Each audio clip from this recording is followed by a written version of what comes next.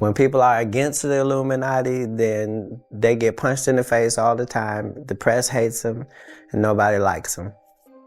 Have you heard the rumor that Barack Obama and Jennifer Aniston had an affair that ended his marriage? People that I respect, some that I even love, who may or may not watch this show. Was Barack Obama's presidency the greatest magic trick in modern politics? A presidential Penn and Teller act with better suits? That's the conspiracy that's got the internet playing detective again, dragging old rumors out of retirement like they're starring in a reboot. And guess who kicked the whole thing off like it was open mic night at Area 51? Katt Williams. In a now viral stand-up set, Katt didn't just roast Obama. He slow-cooked him over a flame of uncomfortable truths. Sure, some comedians do impressions. Katt did an exorcism. While most folks still applaud Obama for his smooth delivery and flawless drip, Katt hit the eject button on the presidential praise. He called Obama a white-friendly black man, which is basically the political equivalent of almond milk, technically real, but you know something's been filtered. This wasn't just comedy, it was stand-up social surgery. Katt made people laugh, sure, but somewhere between the giggles and gasps, he made them think. Was Obama really a revolutionary leader from the South Side? Or was he the political version of an Apple product, sleek, polished, and heavily engineered in a lab full of consultants? Symbol of hope or expertly branded hologram? That's the punchline we're still trying to figure out. And that's the thing is, so the Bidens and the Obamas hate each other because Michelle Obama is very good friends with Hunter Biden's ex-wife. So that's led to a significant problem where they don't like Hunter, and if you don't like Hunter, Joe doesn't like you. So I would not be surprised if Holmes is right on with this of like, oh, well, why don't we do this? It's like, oh man, you give us problems, maybe you can have a problem or two. But Katt didn't stop there. Oh no. He took off the gloves, lit them on fire, and threw them into the crowd. He started talking about cultural engineering, you know, the kind of phrase that makes you check if your phone's listening. According to Katt, Obama's presidency wasn't just about hope and change. It was about playing nice, coloring inside the lines, and making sure nobody spilled anything on the corporate carpet.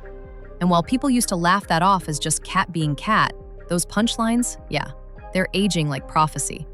Now they sound less like jokes and more like GPS directions to whatever weird timeline we're currently stuck in. Because here we are, years later, still sweeping up the confetti from the Obama era, and suddenly, one debate has popped off like a Mentos in Diet Coke: LGBTQ mentors in schools. Supporters say it's progress, critics say it's programming, and conspiracy theorists, they're already on YouTube yelling, Obama planted this in 2008. Whether you see it as empowerment or indoctrination, one thing's for sure. This isn't just about school guidance anymore. It's about who set the thermostat for America's cultural climate. And Katt's out here acting like Obama was the HVAC technician all along. I've not been funded. They pay you to not talk about things they don't want you to talk about. They tell you that themselves. Connecting the dots here isn't conspiracy. It's coloring by numbers with a Sharpie. Critics have long accused Obama of pushing what they dramatically dubbed the pro-homosexuality agenda, which sounds less like policy and more like the name of a Broadway musical nobody asked for. Under Obama, LGBTQ visibility didn't just rise, it kicked the closet door off the hinges. You had the White House lit up like a Skittles factory, federal protections popping up like TikTok trends, and rainbow filters on your apps faster than you could say, "What's my pronoun?" Now flash forward to today's classrooms, where the debate has morphed into something straight out of a South Park episode. It's not just, should kids learn about diversity? It's, should their mentor be handpicked like Pokemon based on LGBTQ stats? Is this inclusion, or did someone switch the syllabus with an episode of RuPaul's Drag You? Some say it's progress, others say it's programming. Conspiracy theorists? They're already making mood boards titled Operation Fabulous. And then, just when things couldn't get weirder, along came the most unfiltered street interview in Joan Rivers' already unfiltered career. Just weeks before she went in for what should have been a simple throat procedure, RIP to the realist, Joan pulled a verbal grenade out of her purse and tossed it like she was late to bingo. "We already have a gay president," she said to a reporter, like she was announcing a dinner special. "You know Michelle is a transgender." Boom. Mic drop. Somewhere in the background, you could hear the sound of Twitter servers overheating. Some rolled their eyes. Some gasped like Southern belles at a barbecue. but a quiet corner of the internet leaned in like they were about to hear JFK's real killer named. And Joan? She didn't flinch, didn't laugh, didn't say allegedly. When the reporter asked for clarification, she looked them dead in the eye and said, "A transgender. We all know." We all know? Who's we? The Illuminati? The cast of The View? TSA agents? Whatever she meant, Joan didn't whisper it.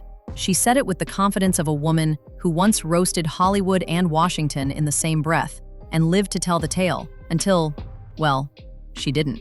I mean, there's, not to add insult to injury, but there's a Daily Mail report out today saying Kamala Harris's marriage may be on the rocks. Like everybody's on the rocks. Again, I will say I love the Daily Mail, but the sourcing appeared weak. It was like people who know the couple, but like, I don't know if it's any better than that. But they're saying she's blaming him in part for her loss because he turned out to be such a hot mess liability. You buy it? Let's get one thing straight. Joan Rivers didn't fear controversy. She practically drank it with her morning coffee. This is a woman who offended every race, religion, and Real Housewife at least twice before lunch. Getting banned from networks? That was her version of collecting Pokemon badges. But even for Joan, this was different. These weren't jokes about botched boob jobs or who wore it worst at the Met Gala. She went straight for the political jugular, the Obamas, and not in a cute way. In a Michelle is a man and Barack's the first gay president way. That's not shade, that's a total solar eclipse. Then, poof, less than 2 months later, Joan was gone. Not from a scandal, not from a roast battle gone wrong, but from a routine throat procedure. You know, the kind of thing you're supposed to walk out of feeling sore, not embalmed. Turns out, according to later investigations, her oxygen levels tanked, her vitals plummeted, and the medical staff? They might as well have been Googling what to do when patient stops breathing. Coincidence? That's the vanilla theory. But the internet? Oh no. The internet skipped straight to season 5 of House of Cards. Suddenly, Joan wasn't just a comedian, she was a whistleblower. And her death? Not an accident. Nope. According to online Sherlocks, this was assassination by anesthesia, a silent takedown via surgical side-eye. Adding kerosene to the conspiracy bonfire? The clinic admitted wrongdoing. The procedure? Allegedly unauthorized. Melissa Rivers sued, and they settled faster than you can say lawsuit with a gag order. Now, officially, the Obamas were never linked to the incident, not even close. In fact, Barack sent Melissa a handwritten condolence letter, praising Joan's wit, brilliance, and ability to say the unsayable, without ever once blinking. To some, that was presidential class. To others, the slickest form of "please don't look behind the curtain" ever written in cursive. Because really, if the allegations were so ridiculous, why even bother with the public love letter? Was it a sincere tribute, or a masterclass in damage control disguised as empathy? Either way, Joan left the building with the kind of mic drop most comedians only dream of, wrapped in mystery, scandal, and just enough sass to still make headlines a decade later. At all, but if it is true, it truly would be a political earthquake in Democrat circles. Never mind America. I don't remember a presidential divorce in modern history. And let's not act like Joan Rivers was the only one setting off alarms like a broken smoke detector in a Vegas hotel. Enter Larry Sinclair, the human version of a plot twist no one asked for. Convicted con man, self-proclaimed whistleblower, and part-time chaos agent. His interview made a comeback like a bad sequel, Obama 2, The Motel Chronicles. According to Larry, back in the late 1990s, he ran into a young Barack Obama at a bar. They allegedly shared a little Colombian enthusiasm. You know, the kind that rhymes with Cain. And one thing led to another that definitely wasn't about politics or prayer circles. Credible? Not unless your legal standards were written by TMZ. But the man does know how to create buzz. And the minute Tucker Carlson gave him screen time, the internet did what it does best. Lost its collective mind. Threads blew up like they were trying to go viral and get sued at the same time. Suddenly, Joan Rivers' words weren't just spicy sound bites. They were getting the "maybe she was onto something" treatment. And here's the kicker. Whether you think these claims are gospel truth or gas station fiction, the one thing that's certain? The smoke still hasn't cleared. Which is exactly why this fire keeps burning hotter than Twitter on election night. Because we're no longer just debating who Obama was. We're now asking, what cultural aftertaste did he leave behind? Take the LGBTQ mentorship debate. It didn't just appear out of thin air like a drag queen in a glitter cannon. This has been simmering since hope and change hit the campaign trail. Now, classrooms are ground zero for culture wars, and parents are wondering if their kid's new mentor is going to teach them algebra or Vogue choreography. So was this the dream we were sold in 2008? Or was it the fine print buried under all those campaign posters? You know, the part that says, by voting for hope, you also agree to unexpected plot twists, cultural recalibrations, and potentially unauthorized throat procedures.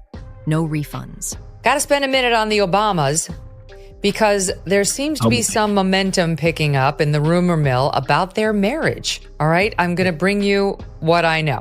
And then came the whispers. You know, the kind that start in a shady comment thread with 3 likes and end up on AM talk radio right between aliens built the pyramids and Tom Hanks lives on Epstein Island. The latest? That Barack and Michelle aren't even a couple anymore. That they're basically political roommates doing the world's most elaborate PR timeshare. She allegedly skipped Trump's inauguration and Jimmy Carter's funeral, not out of political protest, but because, and I quote, she just couldn't fake it anymore. Honestly, same, Michelle. But here's where things get deliciously messy. What happens when the rumor mill stops spinning and starts connecting dots with red yarn and Google Docs? When Joan Rivers' infamous sidewalk truth bomb stops sounding like stand-up and starts feeling like a confession on tape. Because let's face it, the current internet obsession isn't just about Joan's actual words. It's about the way she said them. Girlfriend didn't laugh. She didn't smirk. She didn't even drop a just kidding, unless. She said it like she was reading the weather forecast. Today's high is 86 degrees and oh, by the way, the first lady is a dude.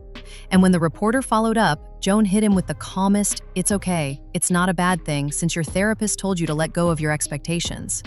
Then she walked off like she had brunch reservations with the Illuminati.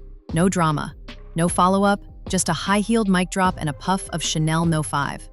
And then bam, a few weeks later she's gone. Not from scandal or age or a live roast gone wrong, but from a routine throat procedure that suddenly became less routine and more Reddit rabbit hole. So now people are asking, what did Joan know? Was her joke really a setup for a punchline? Or was it a warning wrapped in rhinestones and delivered with perfect comedic timing? Was she trying to tell us something?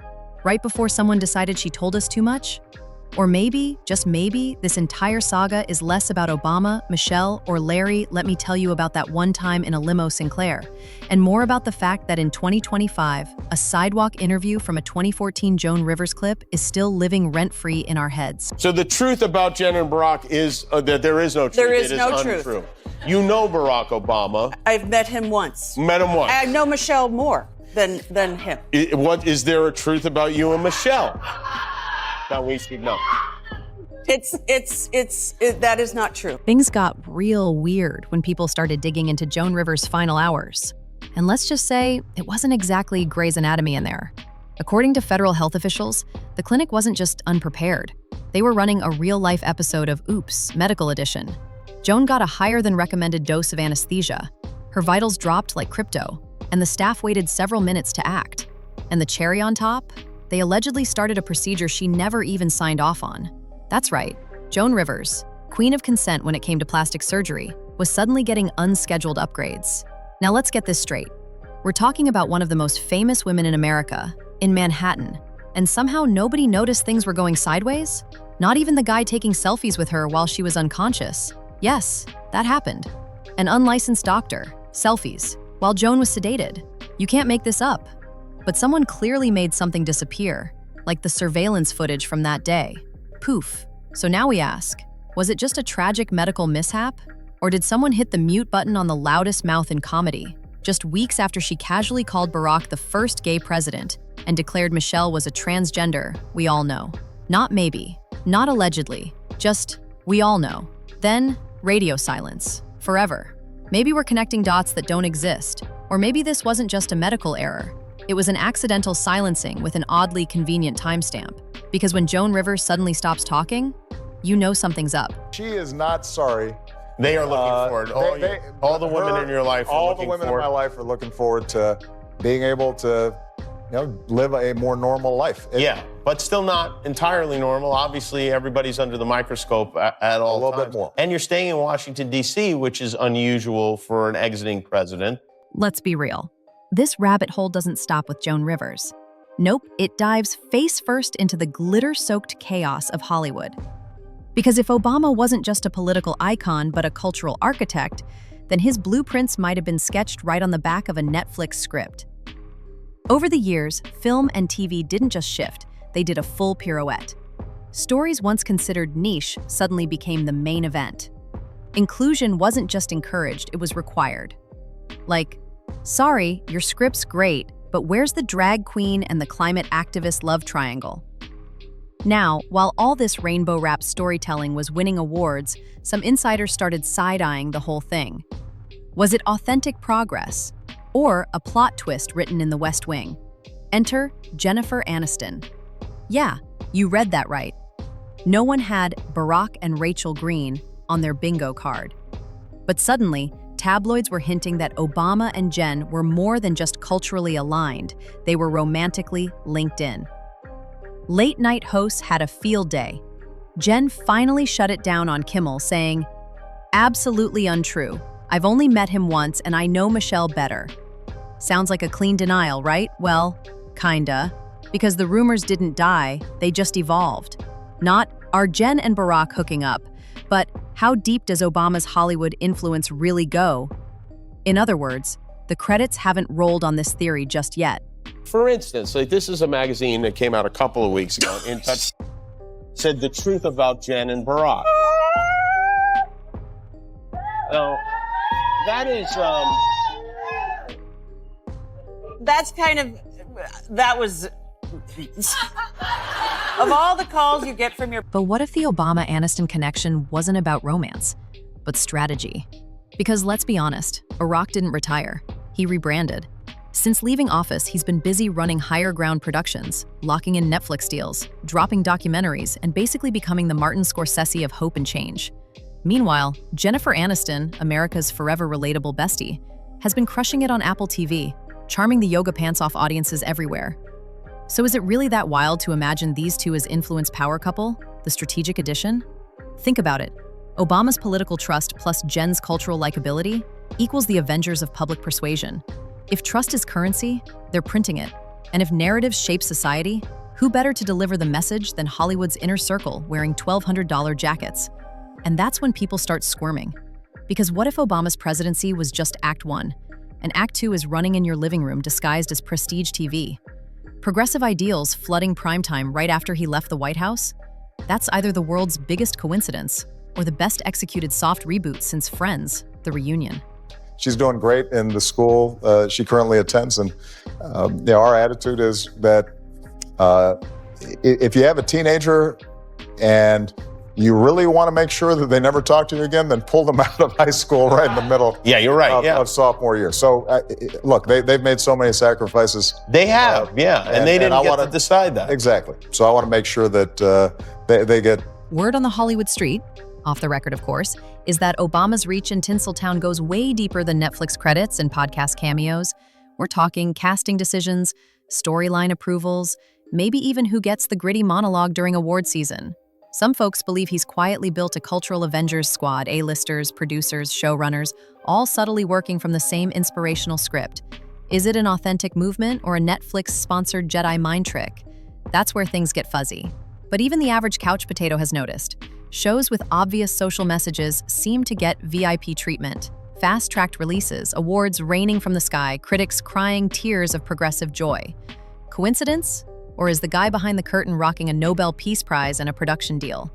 Meanwhile, the rumors around the Obamas keep doing somersaults. There's talk of divorce, political tension, and more solo appearances than a Destiny's Child reunion tour.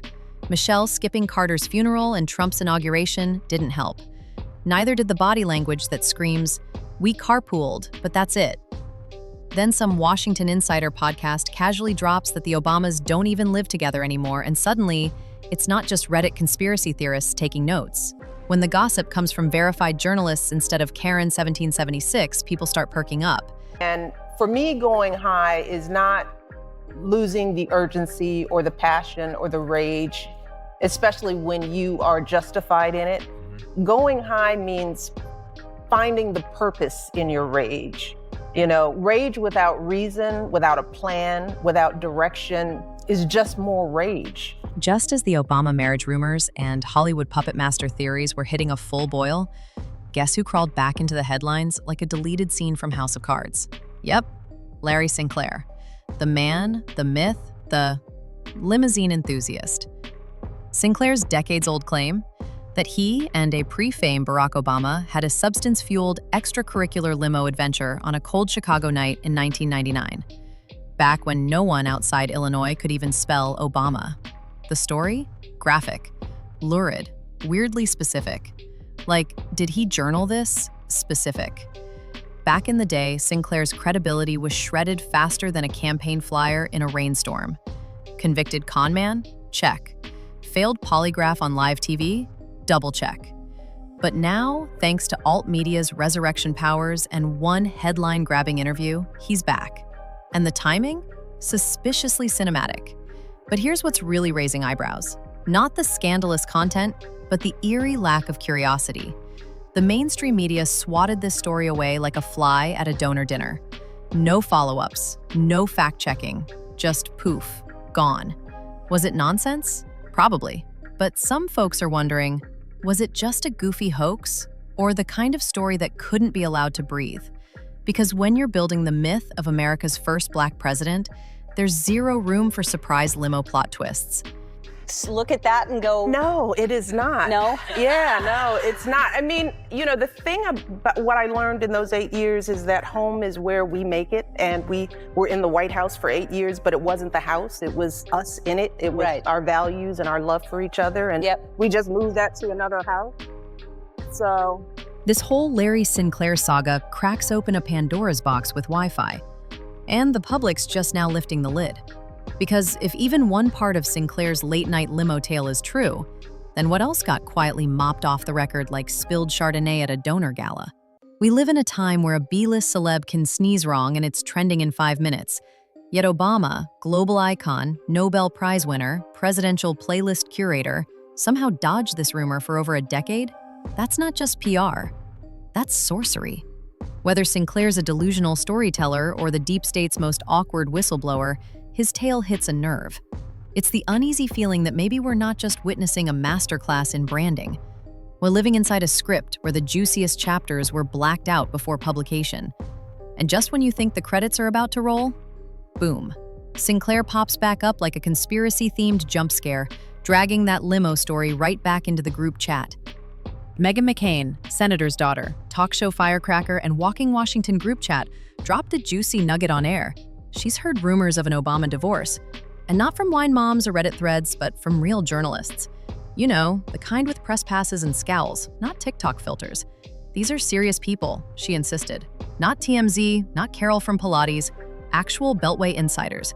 Translation, the same folks who know which senator cries in the coat closet after budget meetings. Then enter stage left, Jennifer Aniston again. Because apparently, according to some right-wing influencers with internet access and a suspicious amount of free time, she's been spotted at private Obama events, not public galas. Private ones like where's the invite type stuff. Now, put all that together, and suddenly it feels a lot less like fan fiction and a lot more like the kind of scandal everyone's afraid to confirm. Because if it's true, it's too messy for the press, and way too juicy for them to ignore forever. Of a marriage on the rocks. The question now isn't if, but when. If I had to guess, they will wait until after the inauguration to announce it. Timing, you know, is everything. And yet the story doesn't end there. For months, I've heard Jennifer Aniston's name tied to Barack. At first, it seemed ridiculous, but the rumors have remained steady among New York. Here's the weird part. For every firm denial, a new breadcrumb magically appears. An odd selfie, a mysteriously skipped event, or that awkward side-eye caught on C-SPAN. And that only throws gas on the gossip fire. Because let's be honest, Americans love a power couple, but they live for a messy breakup with conspiracy sprinkles. And when that couple built their brand on unity, hope, and we Netflix together, even a whiff of drama feels like a national heartbreak. But maybe this isn't really about rumors, divorces, or who's making cameos in someone's private stories. Maybe it's about power. The kind that doesn't need a Senate seat or a Secret Service detail. The kind that casually sips oat milk lattes while rerouting the national mood through a Netflix docuseries. Maybe Obama's real legacy isn't the speeches, the laws, or those crisp tan suits. Maybe it's the vibe control, the subtle algorithm-approved sway he still holds from behind the velvet curtain of entertainment. Because while his presidency is technically over, his influence is still out here doing push-ups in the dark. So what do you think? Just coincidence? Or is this whole thing starting to feel a little too scripted? Drop your theories in the comments, connect the dots, or just wildly speculate. No judgment here. Until next time, stay curious, stay nosy, and always read between the headlines.